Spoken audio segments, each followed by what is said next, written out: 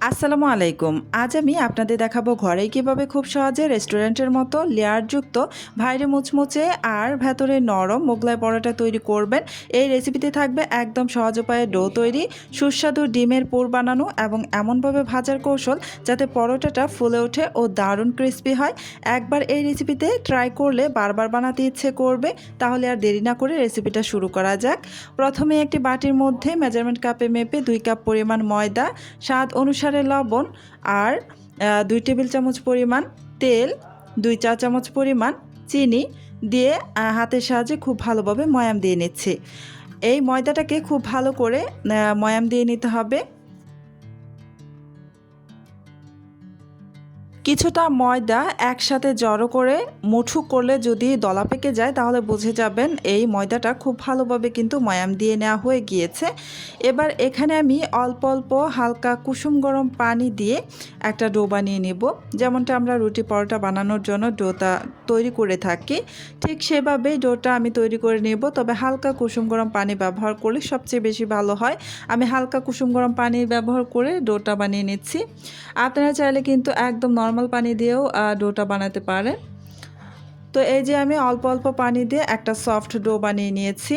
দেখতেই পাচ্ছেন ডোটা কিন্তু এভাবে বানানোর পর বেশ খানিকক্ষণ সময় ধরে মথে নেবেন, এতে করে কিন্তু একদম পারফেক্ট হবে। তো আমি বেশ খানিকক্ষণ সময় মথে নিয়েছি। এবার আমি এটাকে রেস্টে রেখে দিব প্রায় 1 ঘন্টার মতো। অন্য একটা পাত্রের মধ্যে আমি 4টি ডিম ভেঙে নিয়ে নিচ্ছি।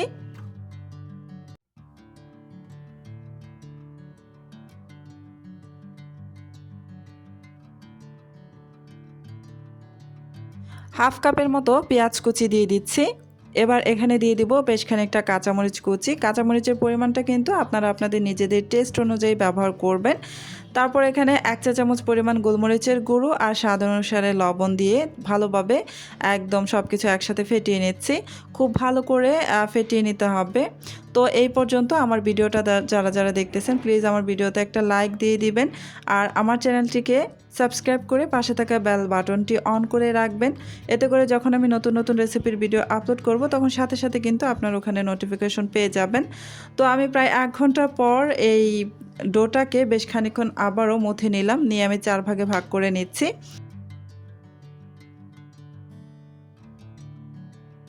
আমি যে পিঁড়ির উপরে এই রুটিটা বেলে নেব সেখানে আমি কিছুটা তেল মেখে নিয়েছি আর এই লেচিটার মধ্যেও কিন্তু তেল মেখে নিয়েছি, এতে করে কিন্তু বাড়তি ময়দা দিয়ে বেলে নিতে হবে না। তো এই যে আমি বেশ বড় সাইজের একটা রুটি বেলে নিচ্ছি। তো এমনভাবে রুটিটা বেলতে হবে যেন একদম পাতলা হয়, কাগজের মতো পাতলা হয়। খুব পাতলা করে যদি বেলে নেন তাহলে কিন্তু এই মোগলাই পরোটাগুলো একদম খাস্তা হবে, উপরেরটা মুচমুচে হবে। তো আমি বেশ বড় সাইজের একটি রুটি বেলে নিলাম একদম পাতলা করে।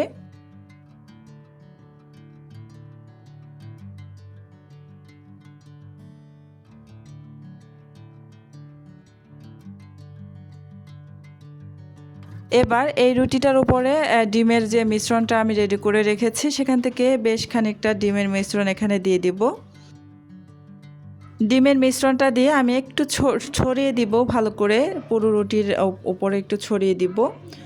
সাইডে কিছু অংশ বাকি রাখবো, রুটির খালি অংশ রাখবো আর বাকিটাতে ডিমের মিশ্রণটা ভালো করে ছড়িয়ে নিয়ে দুই পাশ থেকে এভাবে একটু সিল করে নিব। আপনারা দেখে নিশ্চয়ই বুঝতে পারছেন আমি কিভাবে সিল করে নিচ্ছি।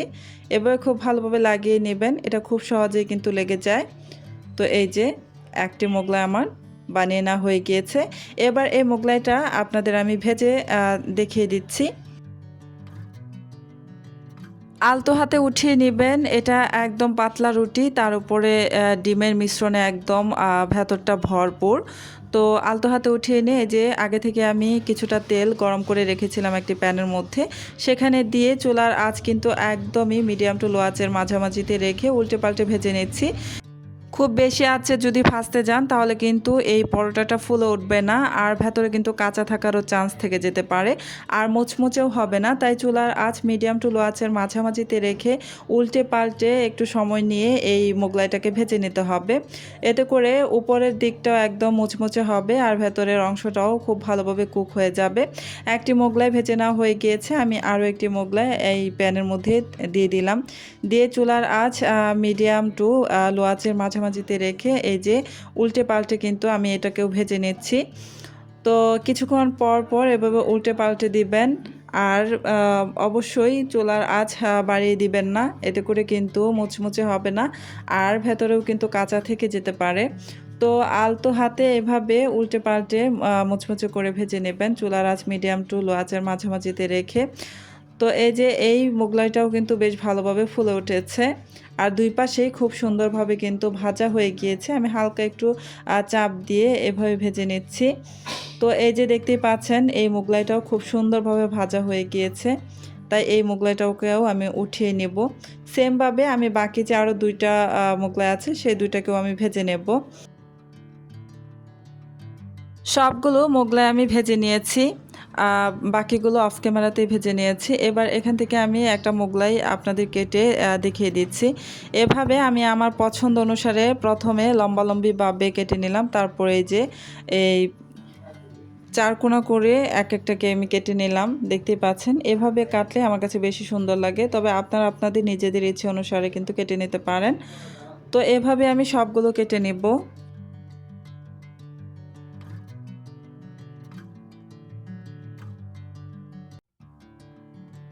আশা করি আজকের মোগলাই পরোটার রেসিপিটি আপনাদের ভালো লেগেছে এবং অনেক কাজে আসবে। যদি ভিডিওটি ভালো লেগে থাকে তাহলে একটি লাইক দিয়ে আপনার মতামত কমেন্টে জানাতে ভুলবেন না।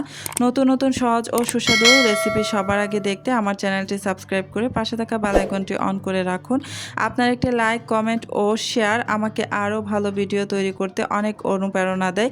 আজকের মতো এখানেই বিদায় নিচ্ছি। সবাই ভালো থাকবেন, সুস্থ থাকবেন। আল্লাহ হাফেজ।